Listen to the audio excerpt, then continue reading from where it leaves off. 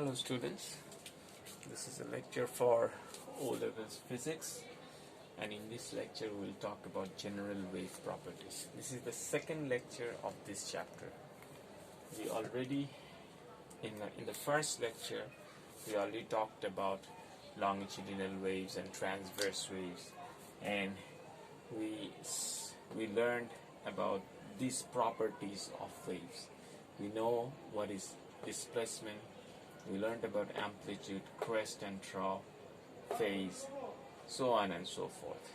Okay? These are the terms that we learned in the last lecture. In this lecture, I will start this lecture with a small problem. We will see how these definitions are used in calculations. I have a problem here. Let's say a wave is traveling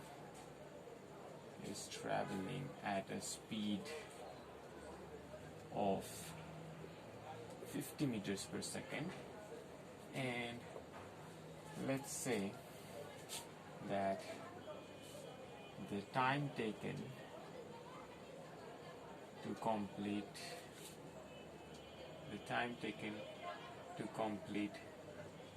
one oscillation for this wave is, let's say, 1 second. Alright, let's say 2 seconds. 2 seconds. The time taken to complete one oscillation is 2 seconds. The question is, find the frequency of the wave. Find the frequency of the wave.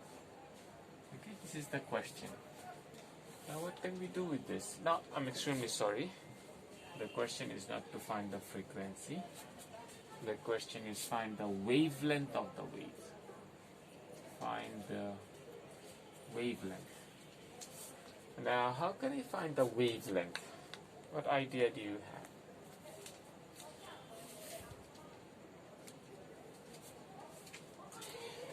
In the last class, we learned a formula. Remember, we learned that wave speed is equal to frequency into wavelength. This is what we learned in the last class. So wave speed is denoted by a C, frequency with a F, and wavelength with a lambda. So now I have the wave speed, I don't have the frequency, and I need to find the wavelength. Now in an equation, if you have two unknowns, it's not possible to find it. So I have wave speed, somehow I need the frequency. Now what is frequency? What is the definition of frequency? Frequency is the number of complete cycle in 1 second. And we also learned, let's erase this, we don't need this anymore.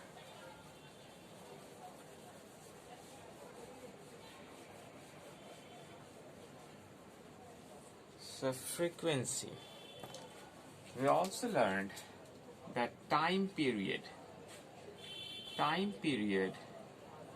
is the time taken for one complete oscillation. And then check the lecture. Last lecture we learned that frequency can be written as 1 over capital T, where capital T is the time period.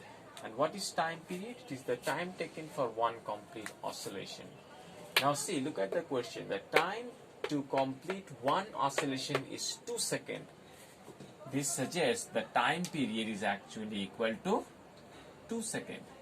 So you can write frequency equals 1 by T, and the time period is 2, so half. And the unit of frequency is hertz. That's what we learned in the last class. Now we can go back to this formula. C equals F lambda. I have C, which is equal to 50 meters per second given in the question. I have the frequency, which is half. I need the lambda. So to find the lambda, what can I do? Let's take these two to the other side. So I have 5 multiplied by 2 divided by 1. So the wavelength is equal to 100 meter. Alright?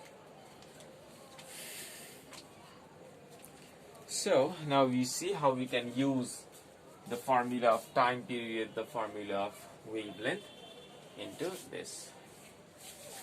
Next, where should we go after this?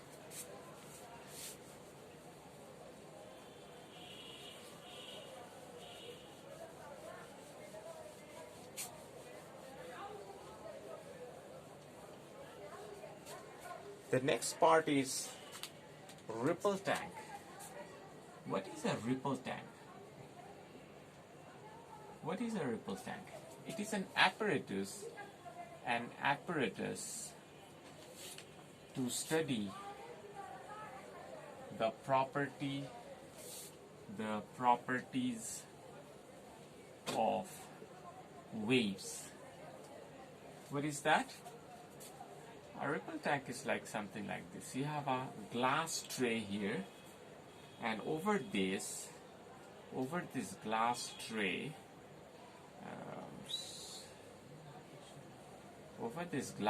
you have water. And then you shine a lamp. From above. Okay. You shine a lamp from, and at the beneath this tray, you have a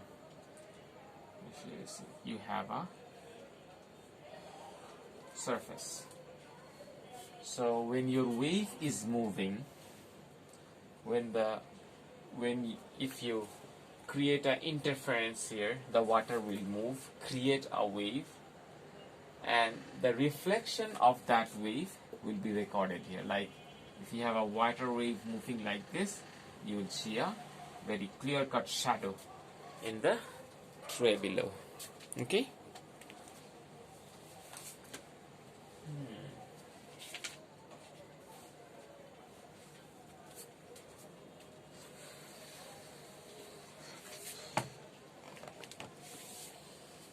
Yes. So this is how a ripple tank is made. Our image of ripple tank is given on page 197. Page 197, you will see. How you create a wave in a ripple tank? A ripple tank is like a tray that contains water, and you take your, let's say you take a flat wooden bar like this, and you move it up and down. And you move it up and down like this, a plain water wave is created. You take a solid like this, a wooden bar, and then you press it up and down over the water, and you will see a plain wave created in water. You can also create circular waves. In ripple tank, you can create plane and circular waves. You can also create circular wave. Let's say you take a carved thing. Let's say something like this, okay? A carved thing. And then with the carved end, you are pulling it up and down in the water. And you see a wave like this. A circular wave like this. Okay? Next, there's one thing you can study in ripple tank. This is interesting. Let's say here is your tray, right? I'm giving you a side view. Here is your tray, and water is moving over this, moving above the tray, just like this. Okay, now you want to study if you increase or decrease the depth of the water here, how will it change? For example, you put a wooden block here, okay?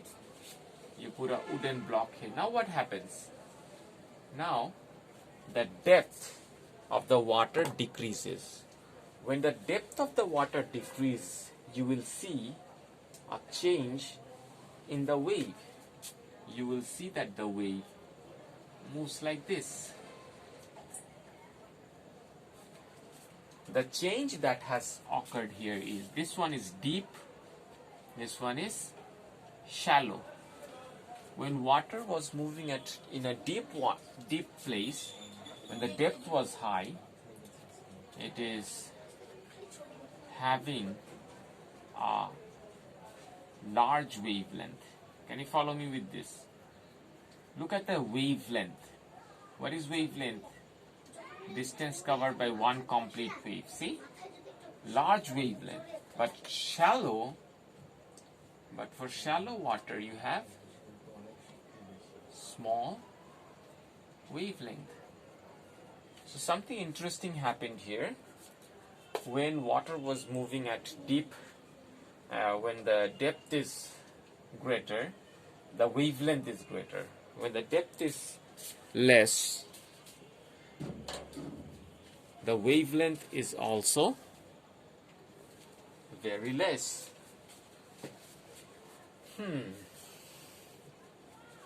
Why is that? Why does this happen? Can you tell me? I will relate this with something. You know the formula to find the wave speed, right? Let's take two examples. Both the wave have frequency, let's say 10 Hz, and wavelength. One wave has wavelength 1.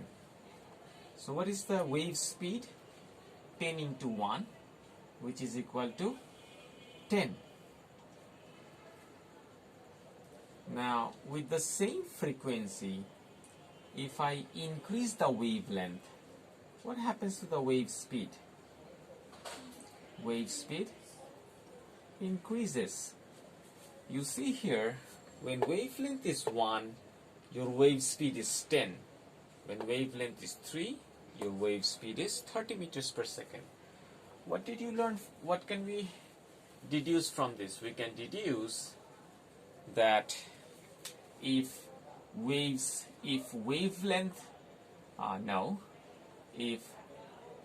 speed decreases, then wavelength decreases. This is what we can deduce. Now let's get back here.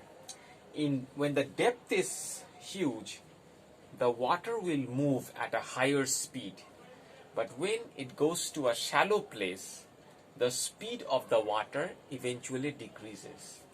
And if the speed decreases, the wavelength decreases. You see, deep water, large wavelength, shallow water, small wavelength.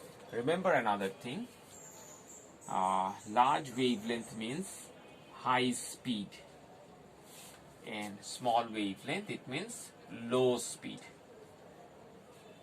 So when water moves from deep to shallow place, to the change that happens is here. Now, the question, what happens to the frequency? Important question.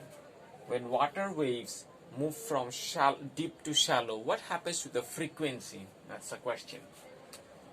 Frequency in this case remains constant. Frequency remains constant. Same. There is no change in frequency. Why is that? Because of this. Why is the frequency constant?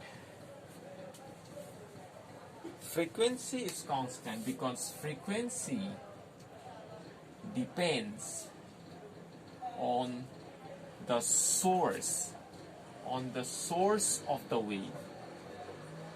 So from where the wave was created, that determines the frequency. There is no change in that. There is no change in the source, but there is a change in the movement and that's why there is a change in wavelength and speed. No change in frequency. Remember this. Frequency depends on the source of the wave, so it remains constant. Remains constant in this scenario. Okay? All right.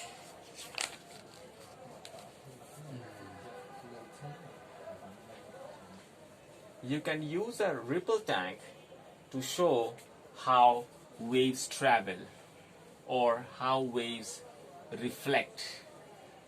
When waves hit a barrier, what happened to that wave? You can use a ripple tank and show the outcome. Let's say you have a wave here, a plane wave here,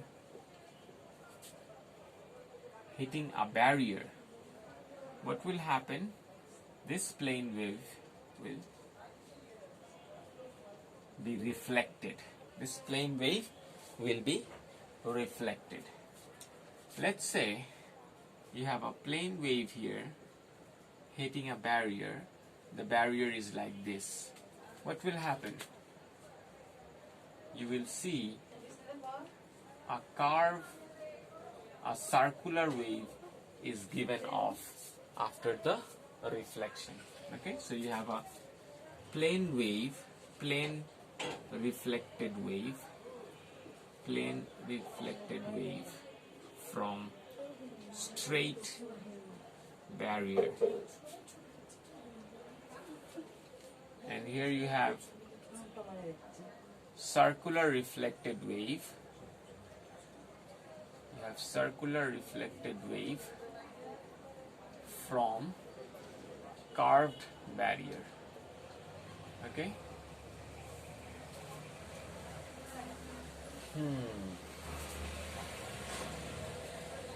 So this is it. Next, the next topic is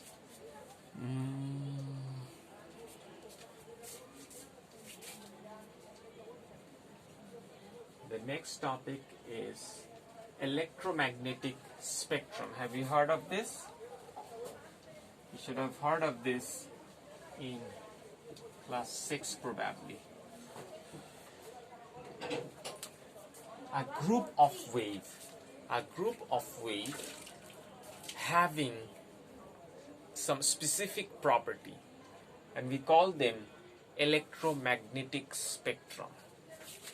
And those group of waves are gamma rays, then you have X-rays, after that you have ultraviolet, UV rays. You have heard of this.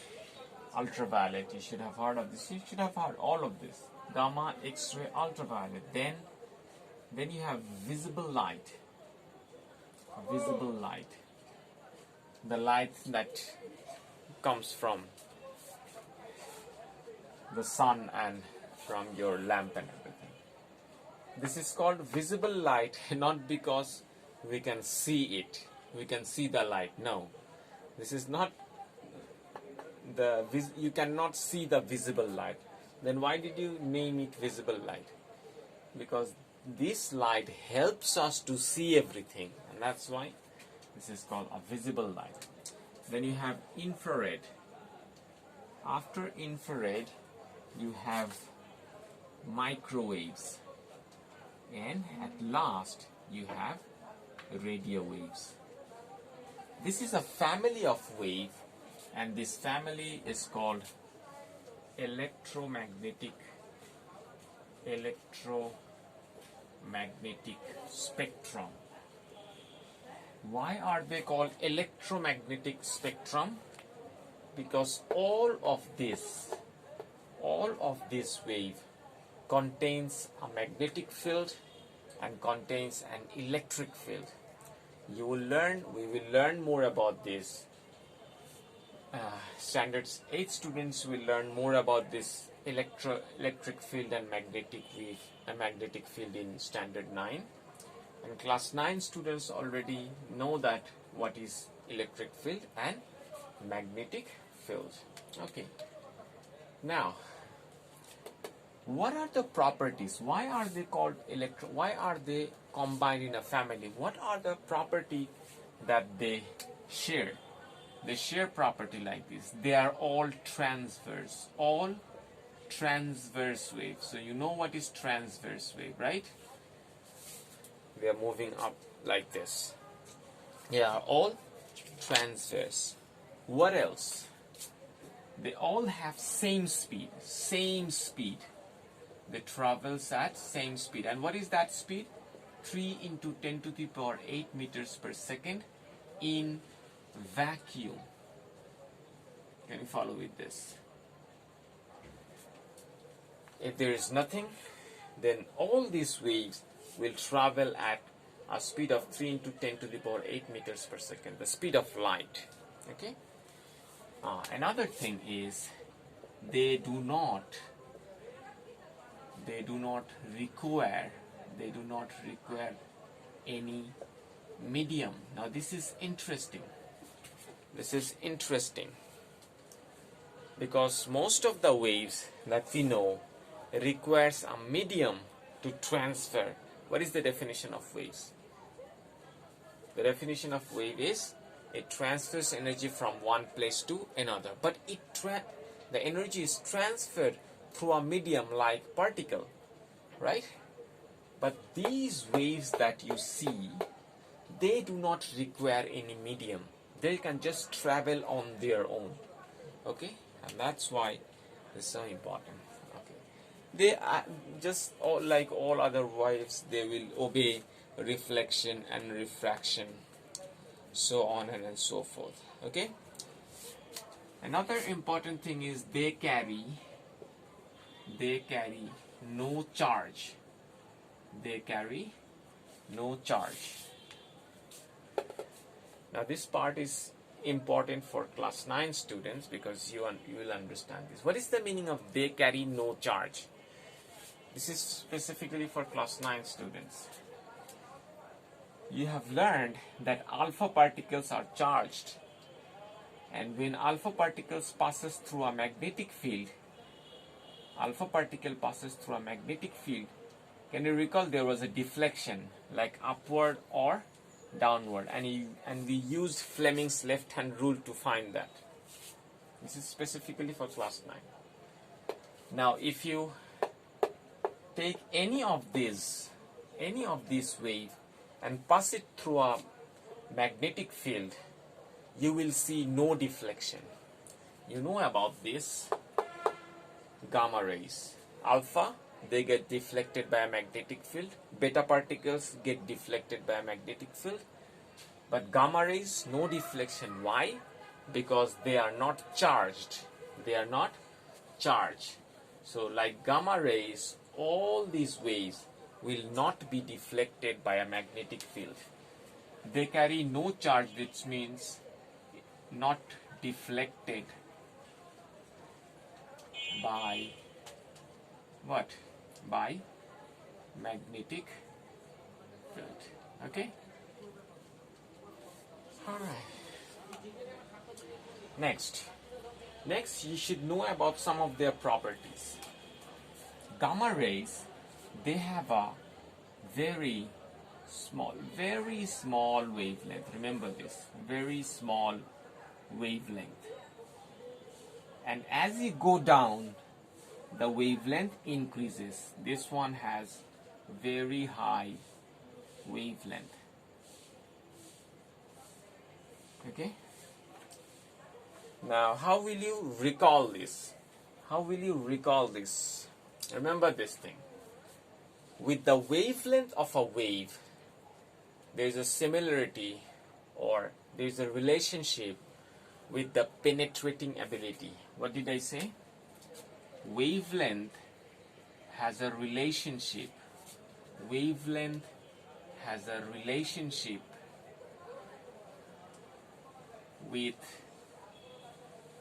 penetration. Now,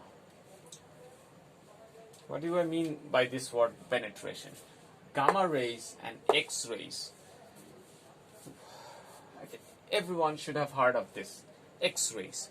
Why do we use X-rays? Because X-rays can penetrate our body, can penetrate our skin. However, they are stopped by our bones.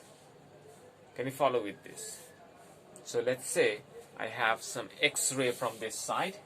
A lot of X-rays, X-rays, X-rays. X-rays will pass all the place.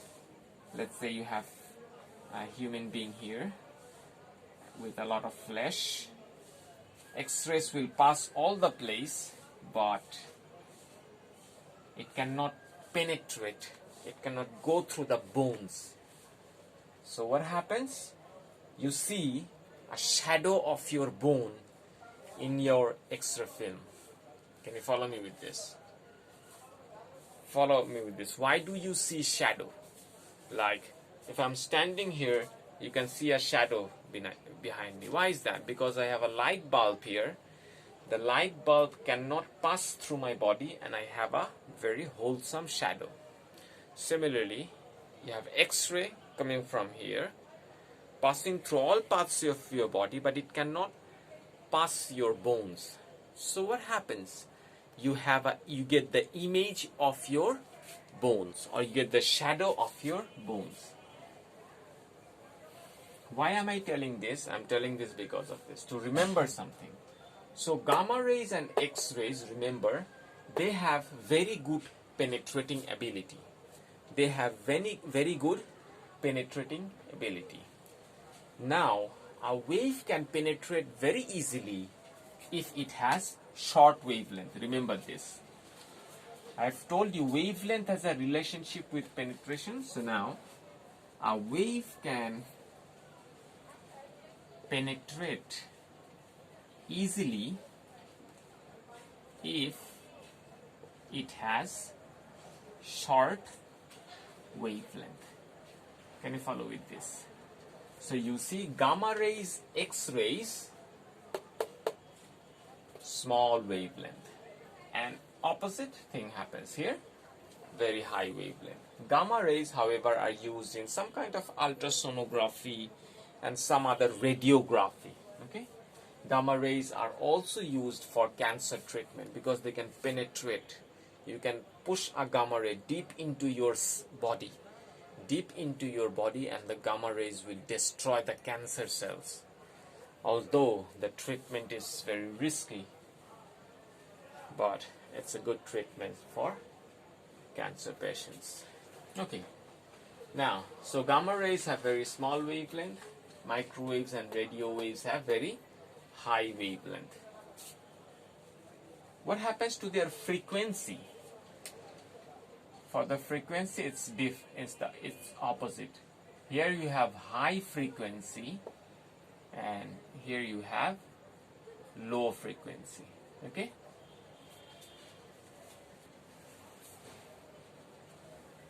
What happens to their speed? We know that wavelength increase, frequency decreases. What happens to the speed? The speed remains same. They all have same speed, 3 into 10 to the power 8 meter per second in vacuum.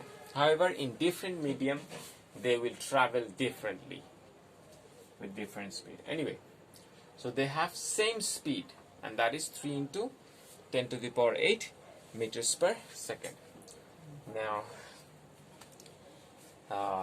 there is a table in your book, page 200, table 13.2, where you have all these waves and their properties. So this is for class 8 students. Up to this is for class 8. But for class 9, I want to talk about some general things, a little bit more. Class 8 students, the next part is not for you, but you can follow. This is an interesting thing. Let's erase this.